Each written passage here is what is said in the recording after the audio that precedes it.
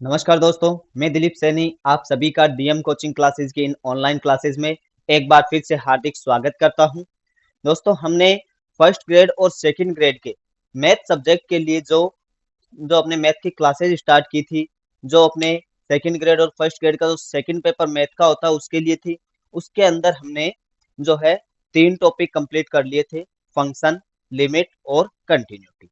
जब मैंने आपको लिमिट करवाया था, तब मैंने आपको ये कहा था कि लिमिट जो है वो आगे चलकर अपने कंटिन्यूटी यानी सातत्यता और डिफरेंशिएबिलिटी यानी अवकलनीयता में भी काम में आएगी। यानी सातत्यता और अवकलनीयता जो है वो पूरी तरीके से लिमिट यानी सीमा वाले टॉपिक पर ही निर्भर करती है। तो उन सीमा वाले और सातत्यता वाले टॉपिक मैंने आपको कंप्लीट करवा दिए थे। आज का अपना टॉपिक रहेगा अवकलनीयता यानी डिफरेंशिएबिलिटी। और मैं वापस से यही कहना चाहूंगा कि अगर आपने सीमा और सातत्य वाला टॉपिक वाले वीडियो नहीं देखे हैं तो आप उनको पहले जरूर देखें, ताकि आपको ये टॉपिक और ज्यादा अच्छे से क्लियर हो सके। तो चलिए स्टार्ट करते हैं हमारे आज के इस वीडियो को, जिसका नाम है अवकलनीयता। सबसे पहले अपने बात करते हैं कि ये अवकलनीयता होती क्या है।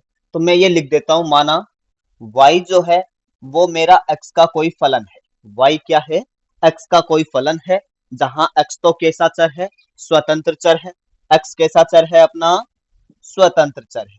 स्वतंत्र का मतलब ये किसी के ऊपर निर्भर नहीं करता है, ये अपनी वैल्यू ले सकता है, और जो स्वतंत्र चर होते हैं उनको अपने एक्स अक्ष पर रिप्रेजेंट करते हैं। दूसरा, y जो है वो क्या है? अपना परतंत्र चर है। परतंत्र भी बोल देते हैं इसको, या इसको आश्रित चर भी कहते हैं। कौन सा चर है ये? आश्रित चर है। आश्रित का मतलब ये अक्ष के ऊपर निर्भर करेगा, अक्ष के ऊपर आश्रित रहेगा। जैसे जैसे अक्ष परिवर्तित करेंगे वैसे वैसे y का मान भी बदलेगा। ठीक है, तो वापस से सुनना, y एक फलन है जो कि किसका फलन है? x का फलन है, जहां x तो कैसा चर है? स्वतंत्र चर है। y कैसा है? परतंत्र या आश्रित चर है, जो कि किस पर निर्भर कर रहा है? x पर निर्भर कर रहा है। x पर निर्भर करने का मतलब ये हुआ कि x में अगर अपने परिवर्तन करेंगे, x में क्या करेंगे?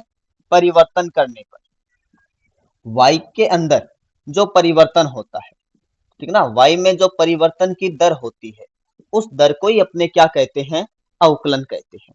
ठीक है ना, वापस से सुनना, x में परिवर्तन करने पर y में जो परिवर्तन की दर होती है उसको हम फलन y में x के सापेक्ष अवकलन कहते हैं। ठीक है ना, फलन y का x के सापेक्ष अवकलन कहते हैं।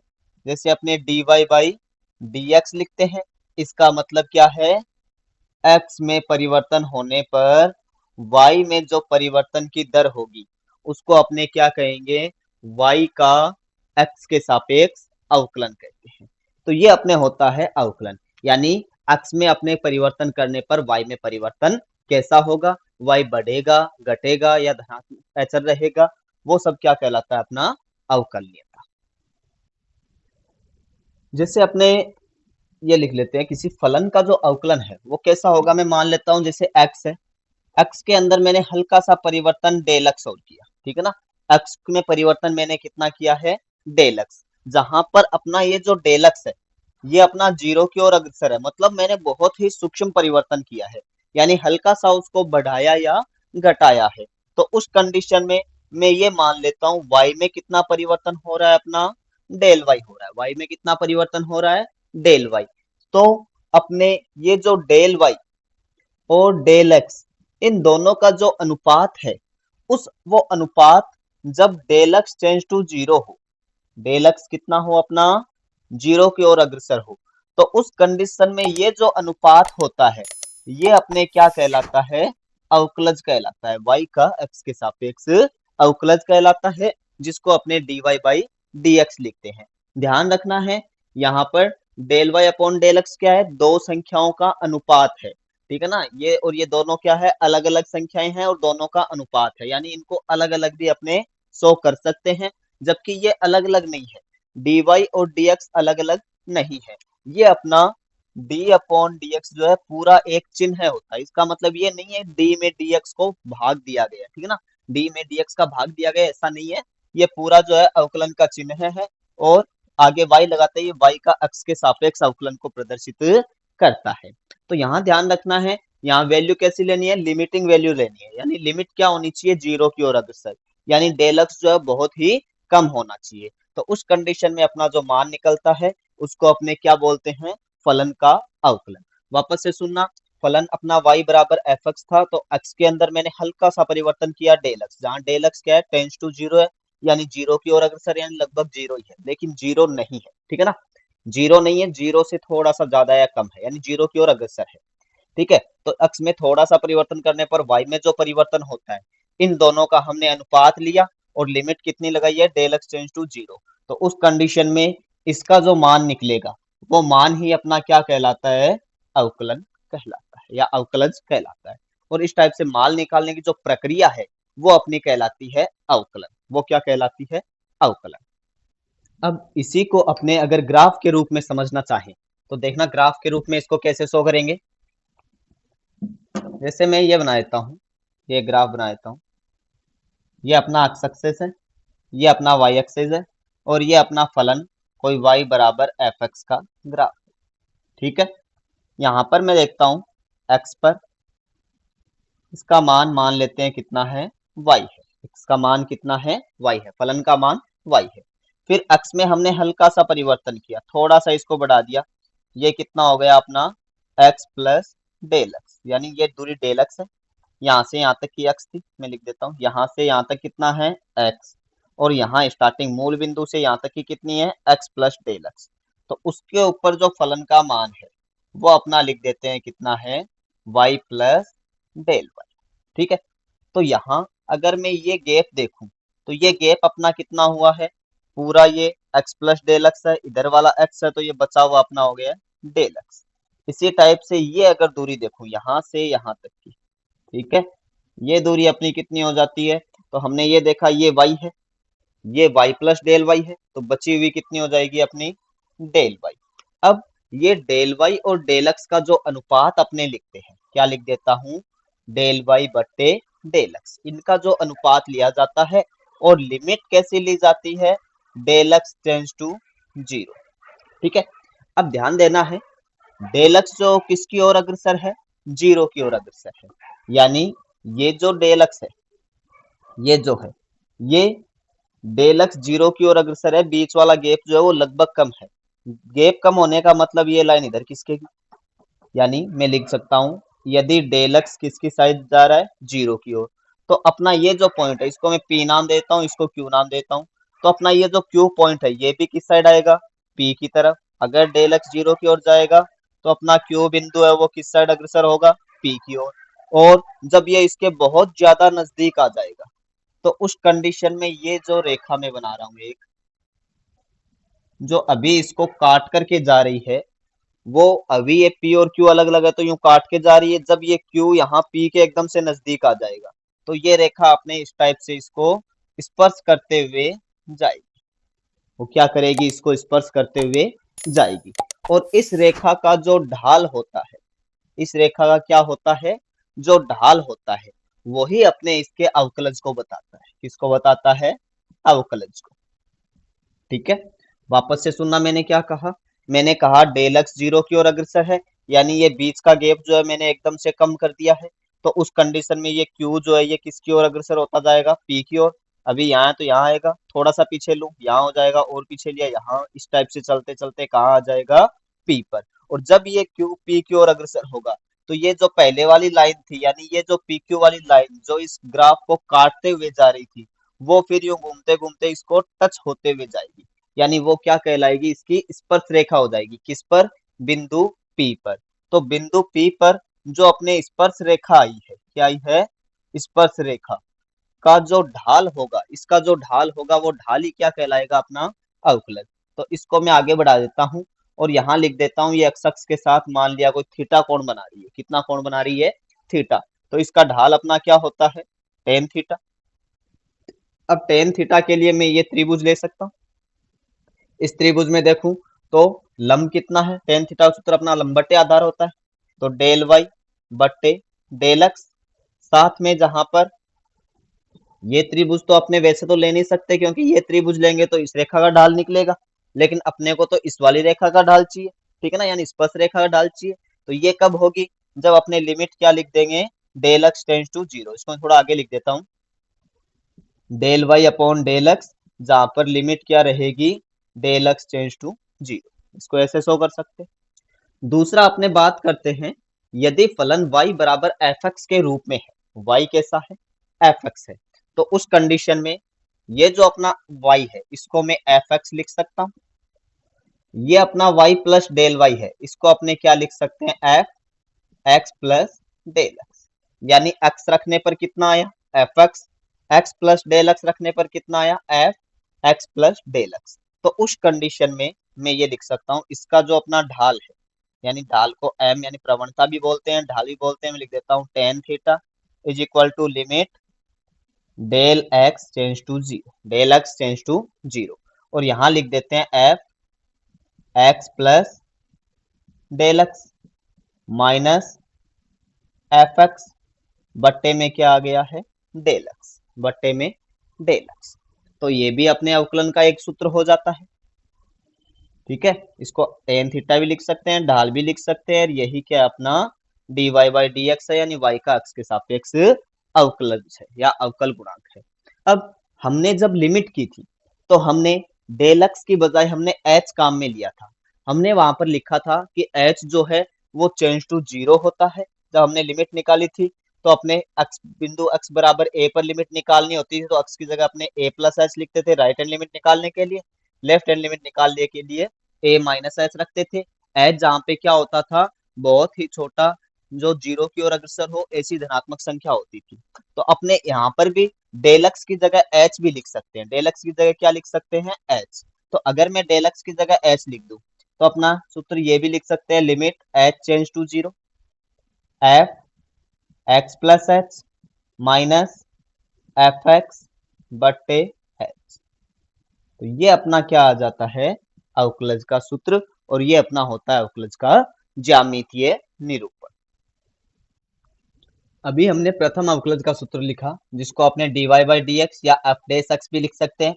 इसका अपना फॉर्मूला था limit H change to zero F X plus H minus F X बट्टे एच।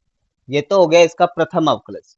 अगर इसी का अपने को द्वितीय अवकलज निकालना पड़े, एफ डबल डेस एक्स निकालना पड़े, तो अपने क्या करेंगे, तो अपना देखो सूत्र कैसे बनाया जाएगा। यहाँ पर डबल डेस है तो अपने क्या करना है, एफ पहले एक्स प्लस दो एस लिखना है, फिर पहले प्लस है तो दूसरा माइनस आएगा, एफ एक्स प्लस एच रखना है, और तीसरा वापस प्लस हो जाएगा, एफ एक्स लिख देना। यानी एक्स के अंदर दो एच जोड़ा, फिर एक एच जोड़ा, फिर एच नहीं जोड़ा। ठीक है, अब इनके आगे क्या लिखना होता है, दो है तो यहाँ पर दो सी जीरो लिखेंगे, यहाँ पर दो सी वन, और ये हो जाएगा दो सी टू। दो सी जीरो का मतलब वन होता है, तो ये अपना हो जाता है एफ एक्स प्लस दो एच। दो सी वन का मतलब दो F X plus H, plus यहाँ पर दो सी, दो का मतलब वन, तो ये हो गया एफ एक्स, और अपॉन में अपने क्या चल रहा होता है, एक्स, अपॉन में क्या है, एक्स। तो ये अपना फॉर्मूला किसका आ गया, एफ डबल डेस एक्स का। इसी टाइप से अगर अपने को एफ ट्रिपल डेस एक्स निकालना हो तो क्या करेंगे, देखो यहाँ तीन से स्टार्ट करना है। पहले मैं लिख देता हूँ limit H change to zero, पहले तीन C zero F X plus तीन एच, फिर क्या लिखना है, ये प्लस है तो अगला माइनस आएगा, तीन सी वन एफ एक्स प्लस दो एच, फिर क्या आएगा, प्लस तीन सी दो एफ एक्स प्लस एच, फिर क्या आएगा, माइनस तीन सी तीन एफ एक्स, और अपॉन में क्या रखना है अपने को, एच। अब इसको थोड़ा सा सोल्व कर लेते हैं, तो F triple dash X is equal to limit H change to zero, तीन सी जीरो का मतलब वन होता है, तो ये एफ एक्स प्लस तीन एच आया, तीन सी वन का मान तीन, एफ एक्स प्लस दो एच, तीन सी दो का मान भी तीन, एफ एक्स प्लस एच, तीन सी तीन का मान वन, तो ये हो गया माइनस के एफ एक्स, और अपॉन में क्या है अपना एच। तो ये अपना हो जाता है एफ ट्रिपल डेस एक्स का, यानी जो अपना तृतीय अवकलज है उसका फॉर्मूला। अगर इस फॉर्मूले से अपने किसी भी फलन का अवकलन निकालते हैं तो उसको अपने बोलते हैं प्रथम सिद्धांत से अवकलन निकालना। क्या कहा मैंने, कि ये जो फॉर्मूले मैंने लिखे हैं, ठीक है ना, क्योंकि हम सभी जानते हैं अवकलन निकालने के लिए अपने ये मेथड काम में न लेकर सीधे अपने फॉर्मूले याद करते हैं और उनसे अवकलन निकालते हैं। वैसा क्यों करते हैं? वैसा इसलिए करते हैं क्योंकि उसमें अपने को समय बहुत कम लगता है और अपने निकालेंगे भी वैसे ही। बस ये अपने को ध्यान रखना है अवकलन आया किस टाइप से है। तो ये जो फॉर्मूले हैं, इनसे अगर अवकलन निकाला जाए तो वो कहलाता है प्रथम सिद्धांत से अवकलन निकालना। प्रथम सिद्धांत से अवकलन निकालना। अब अपने बात करते हैं कौन सा फलन अवकलनीय होगा और कौन सा नहीं होगा। ठीक है, यानी किसी बिंदु पर अवकलनीयता की जांच। किसी बिंदु पर अवकलनीयता की जांच। अवकलनीयता, किसी बिंदु पर फलन अवकलनीय है या नहीं है, उसको अपने को जांच करना है। और इसी के ऊपर मुख्य रूप से क्वेश्चन भी एग्जाम में पूछे जाते हैं। एग्जाम में एक फलन दिया होगा, या तो ये पूछा जाता है कि ये अवकलनीय है या नहीं है, या फिर ये पूछा जाता है कि अगर ये अवकलनीय नहीं है तो किस बिंदु पर अवकलनीय नहीं है। तो इसको समझने के लिए अपने वापस से वही ग्राफ वाले मेथड से इसको समझते हैं। ये हमने बात की थी, यहाँ पर कोई बिंदु था P, दूसरा बिंदु Q हमने इसके आगे लिया। Q हमने क्या किया? इसके आगे लिया। ठीक है, हमने ये कहा था ये x पर है और ये किस पर है? x प्लस डेल x पर, या x प्लस एच लिख देता हूँ। अब जरूरी नहीं है कि Q इसके आगे ही ले, क्योंकि डेल x तो क्या है? सूक्ष्म परिवर्तन है। थोड़ा सा अपने को परिवर्तन करना है, परिवर्तन ज्यादा भी हो सकता है, कम भी हो सकता है, तो अपने दोनों साइड करके देखेंगे। मैं ये मान लेता हूँ तीसरा अपना ये फलन इस टाइप चल रहा है ग्राफ, और यहाँ मैं ले लेता हूँ क्यू डेस, जो कि मैंने किस पर लिया है? x माइनस एच पर। यानी x पर मान कितना है? p है। x से हल्का सा मैंने आगे किया, प्लस h का मतलब थोड़ा सा ज्यादा लिया तो q पर गया, और थोड़ा सा कम लिया तो कहाँ पर आया है? q डेस पर आया है। ठीक है, इसको मैं थोड़ा सा यू न बनाकर यू बना देता हूँ। ठीक है, अब आपको ये देखना है, अगर इन दोनों पे मैं लाइन खींचूं तो मेरी ये लाइन जा रही है, इसके और इसके बीच में लाइन खींचूं तो अपनी ये लाइन जा रही है। यहाँ और यहाँ को मिलाते हुए, इन दोनों मिलाते हुए ये मेरी लाइन 2 हो रही है। अब ये दोनों लाइनें क्या हो रही है? अपनी अलग अलग है। अब अपने को ये देखना है जब h चेंज टू जीरो हो, h क्या हो? जीरो की ओर अग्रसर हो, तो इसको जैसे जैसे मैं जीरो की ओर लाऊंगा, इसको थोड़ा सा बड़ा बनाता हूं मैं चित्र, ताकि आपको सही से नजर आए। ये अपना फलन है, यहाँ पर अपना है P, यहाँ पर अपना है Q। तो अभी अपनी लाइन ये आ रही, और यहाँ पर मैं लिख देता हूँ ये अपना है कोई Q डेस। तो Q डेस के P के बीच में लाइन खींचूं तो ये अपनी आ रही है। ठीक है, अब ये तो किस पर है? x पर है। ये किस पर है? x प्लस एच पर है। और ये किस पर है? ये अपना है x माइनस एच पर। अब मैं लिख देता हूँ h चेंज टू जीरो है। h जो है जीरो की ओर अग्रसर हो रहा है, मतलब अंतर बहुत कम है। अंतर बहुत कम है तो ये लाइन इसके पास आएगी। अभी ये q यहाँ पे है, तो अपनी लाइन जो है वो इस टाइप से बन रही है। जैसे ही q पास में आएगा थोड़ा नीचे होगी, और पास में आएगा और नीचे होगी। इस टाइप से आते आते जब ये यहाँ होगा तो लाइन यूं जाएगी, यहाँ होगा तो और यूं, और जैसे ही ये p पे आ जाएगा तो लाइन इस टाइप से गई। दूसरा इसी टाइप से क्यू डेज को भी मैं इस साइड ला रहा हूँ, तो क्यू डेज भी जब इधर आएगा तो इधर आते आते एकदम से अगर इसके नजदीक आ जाए, ठीक है ना, तो उस कंडीशन में इसकी भी लाइन यही जाएगी, ये जो लाइन है वो भी यूं होती रहेगी। कहने का मतलब ये है कि ये लाइन और पहले वाली लाइन दोनों क्या हो जाएगी? बराबर। ये जो आगे वाली है इसको अपने बोलते हैं राइट हैंड डेरिवेटिव, यानी दायां अवकलज, और जो लेफ्ट साइड में इसको बोलते हैं लेफ्ट हैंड डेरिवेटिव। अगर ये दोनों बराबर हो जाए, यानी इन दोनों लाइनों का ढाल समान हो जाए, यानी ये दोनों लाइनें आगे चल के एक ही बन जाए, तो उस कंडीशन में अपने कहेंगे कि फलन विद्यमान होगा, सॉरी फलन का अवकलनीय होगा। फलन क्या होगा? अवकलनीय होगा। अब ये दाएं और बाएं अवकलज का अपने अगर फॉर्मूले की बात करें तो मैं लिख देता हूं right hand derivative. Right hand derivative में हमने क्या किया? राइट में कितना था अपना? एफ एक्स प्लस एच था, ये ज्यादा है, इसमें से कम वाले को घटाया, माइनस एफ एक्स किया, और बट्टे में इन दोनों का अंतर। ठीक है ना, तो इसमें से इसको घटा देते हैं, बट्टे में अंतर कितना आ गया अपना? एच। दूसरा अपने इसको देखते हैं, जहां पर लिमिट क्या रखनी है अपने को? H change to zero. दूसरा देखते हैं लेफ्ट हैंड डेरिवेटिव, तो इसमें limit H change to zero, इस बार क्या है? ये एफ एक्स होगा, इसमें से ये घटेगा क्योंकि ज्यादा तो ये हुआ ना, ये एक्स एक्सिस है, इधर वाला ज्यादा होता है उधर वाला कम। तो इस बार एफ एक्स में से क्या घटाएंगे, एफ एक्स माइनस एक्स, और नीचे क्या आ गया एक्स। लेकिन इसको इस रूप में न लिखकर इसका दूसरा रूप ज्यादा फेमस है, तो अपने उसमें लिखते हैं F x minus F x. यानी मैंने ऊपर से माइनस कॉमन लिया और उस माइनस को हमने नीचे भेज दिया। तो ये अपना हो जाता है left hand derivative. Left hand derivative यानी बायां अवकलज। ये तो कैसा है अपना बायां अवकलज, और ये क्या था अपना दायां अवकलज। कैसा है अपना दायां अवकलज। अब अगर ये दोनों बराबर हो जाए, लेफ्ट हैंड डेरिवेटिव बराबर किसके आ जाए, राइट हैंड डेरिवेटिव के, तब फलन अवकलनीय होगा, वरना नहीं होगा। जैसे मैं बात कर लेता हूँ, ये अपना कोई ग्राफ है, इस टाइप से है, ठीक है ना। ये अपना ग्राफ है, तो इस बिंदु पर अगर मैं देखूं, तो इस बिंदु से थोड़ा सा भी आगे चलता हूं तो मेरी रेखा ये आएगी, और इस पर चलता हूं तो ये आएगी।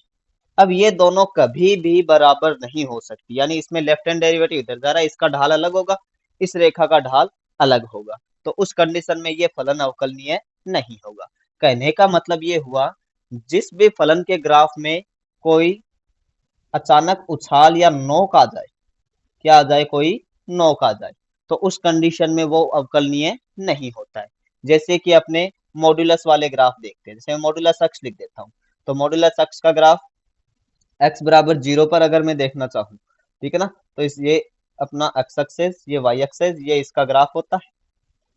अब ये ग्राफ x बराबर 0 पर क्या है, अवकलनीय नहीं है। यही अगर यहाँ पर लोगे तो इससे थोड़ा सा आगे लेना है, यही लाइन आएगी, पीछे लेंगे यही लाइन आएगी, दोनों बराबर रहेगी, तो यहाँ ये अवकलनीय है, यहाँ अवकलनीय है। लेकिन इस बिंदु पर जहां पर अपने को नोक प्राप्त हो रही है, वहां ये अवकलनीय नहीं होगा। दूसरा आपने देखते हैं, जैसे मान लिया साइन एक्स है, साइन एक्स का ग्राफ अपना यूं होता है। अब जैसे इसके मापांक लगा दिया, मापांक लगाते ही ये जो माइनस वाला था, ये माइनस से हटके कहाँ आ जाता है, अपना प्लस में आ जाता है। ये माइनस से हटके कहाँ आ जाता है, प्लस में। तो ये अपना ग्राफ किसका आ जाता है, मापांक साइन एक्स का। अब अपने यहाँ देखते हैं, ये जो अपने कोने आ रहे हैं, यानी नोक आ रही है, यहाँ पर फलन अवकलनीय नहीं होता है, क्योंकि यहाँ पर लेफ्ट हैंड डेरिवेटिव और राइट हैंड डेरिवेटिव बराबर नहीं होंगे। तो किसी बिंदु पर फलन अवकलनीय कब होगा, जब वहां पर लेफ्ट हैंड डेरिवेटिव और राइट हैंड डेरिवेटिव यानी बायां अवकलज और दायां अवकलज बराबर हो, यानी इन रेखाओं के ढाल क्या आ जाए, बराबर आ जाए।